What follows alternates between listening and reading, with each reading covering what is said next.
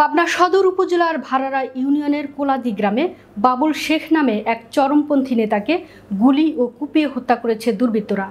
মঙ্গলবার দিবাগত রাত ১টার দিকে উপজেলার বিজয়রামপুর গ্রামে এ ঘটনা ঘটে।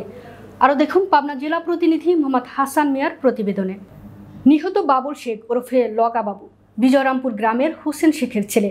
পুলিশ ও স্থানীয়রা জানান, বিজয়রামপুর গ্রামের ছোট একটি বাজারে চায়ের দোকানে প্রতিদিন কলা বিস্কুট খান বাবুল শেখ। ঘটনার রাতে তিনি আর কলা বিস্কুট না খেয়ে দোকান থেকে বের হয়ে অদূরে আমবাগানের পাশে পৌঁছামাত্র দুর্বৃত্তরা তার উপর হামলা করে। এ সময় বাবুল শেখকে তারা চাপাতি দিয়ে মুখে একাধিক কোপায় এবং পিঠে একটি গুলি করে ফেলে রেখে পালিয়ে যায়।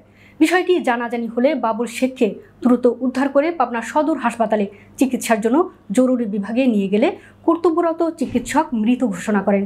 কে বা কারা কী কারণে এই হত্যাকাণ্ড ঘটিয়েছে তা নিশ্চিত করে বলতে পারেনি পুলিশ ও পরিবারের লোকজন। এ বিষয়ে পাবনা সদর থানার ভারপ্রাপ্ত কর্মকর্তা আব্দুস সালাম জানান, খবর পাবার পরপরই পুলিশ ঘটনাস্থল পরিদর্শন করেছে। পরে মরদেহ উদ্ধার করে পুলিশি হেফাজতে নেওয়া হয়েছে। ওসি আরও জানান, নিহত বাবুল শেখ ওরফে লগা বাবু একজন চরমপন্থী নেতা ছিলেন। তার বিরুদ্ধে পাবনা সদর থানায় ২টি ও আতাইকুলা থানায় একটি মামলা রয়েছে। প্রাথমিক ধারণা, দলীয় অভ্যন্তরীণ দ্বন্দ্বের জেরে তাকে হত্যা করা হতে পারে।